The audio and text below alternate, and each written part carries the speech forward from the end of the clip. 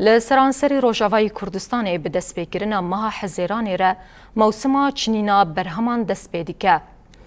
لباجار کوبانیجی اف چند روژن چنینا برهمان دست بگیریه. به ویکی جی گلکس جوه موسم سود وردگرن او ده پاله ده دخبتن. کسی که کار پالهی دیکن دبیجن که جبو بار مالبات خوراکن روزانه به $15 امریکی دخبتن. وعمود ساعت 6 تبي عم تكملنا عير ساعات شو جات كمتي يومي خد تمام دكان يومي $15 أنا برحي هافرتي عم هذا دار سكن أوك خواش وباي هونك تيج عينا يعني عادي عش كام دكنا ب أوك يناخش بهافلي مي دور معنا بأوك خواش برا دوري عم وطن بدأ دشخورنا جبو عم محتاج نابن عم بدأ سكاسينا نيرن عم كي خدي وخر خارجة كنا زو خوش كبري خوي تشكره سما محتاج نابن عم بأوك خواش هافر دار سكنا عم تغازي عمي برداونج بكن كوري خوان ناوی من جیانه از تیم پولیم ام بیاردمی مالبات خورد کمه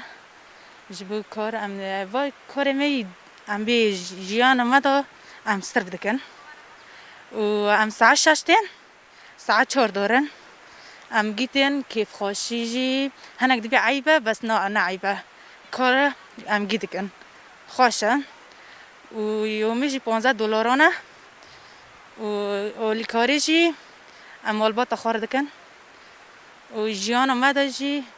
زحمت هم چی دکنه اشکه ناوی من امان داوکیه اش خزینی من از دچی ما دبستانی نه دبستان بداوی بون یعنی خلاص ما امتحانات خج میکنن یعنی خلاص بون نه یعنی کار در کتیه و ام آلیکاری به مالبات خارج دکن و همو کسی گود مالبات ما دام دکم جبو کو ام اعتماد خوابه بین سر خو ام تجاری دست ملت ننیرن این که گوتنه کمجی هی جوای کسی کل مال دار نشتی هم کچ هم خورد هم زوجی هم جی ای که هینا نزوجی